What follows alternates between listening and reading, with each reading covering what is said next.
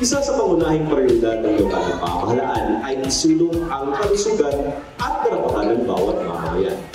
At nandito nga tayo ngayon sa City Hall Lobby upang gunitain ang The World Day Against Trafficking in Persons dito sa lungsod ng Kidapawan sa pamamagitan ng pagtakbo.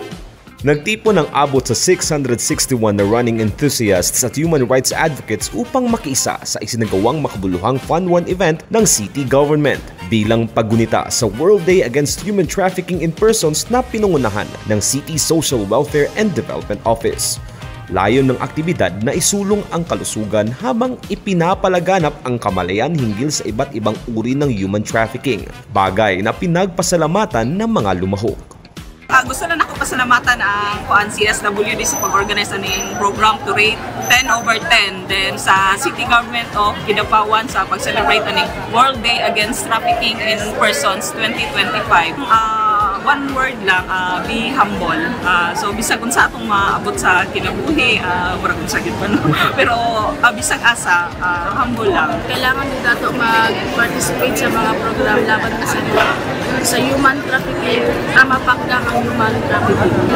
Yan ang program sir, importante din sa tanan para ma-aware ang mga tao. Mas na-engage me sir ba about sa human trafficking god na art na law. Then ang nila way nila pag-share sa knowledge is through the exercise. So running, so kato sir is nindot siya na impact sa mga kay healthy gud siya para sa mga. Very helpful for the city LGU to conduct that they conducted this activity to spread awareness, and also it is very helpful also no kay usually nakita na ko sa mga members na nag-run is mga bata, and they are very active in social media. That can be a way for them to spread human trafficking awareness.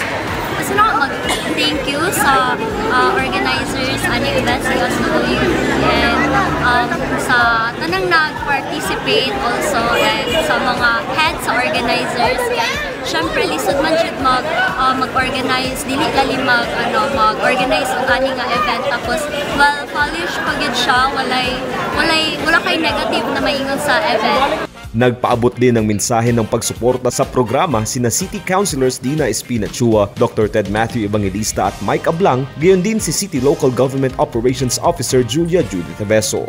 Nakisa din sa aktibidad ang mga mag-aaral mula sa Central Mindanao Colleges at mga kinatawan mula sa Kidapawan City PNP, BJMP, BFP at DENR. Inaasahan namang sa pamamagitan ng aktibidad ay maisulong ang kamalayan sa karapatang pantao at maging human trafficking free ang lungsod ng Kidapawan. Para sa CIO News, ako si Von Clark Herrera ng City Information Office.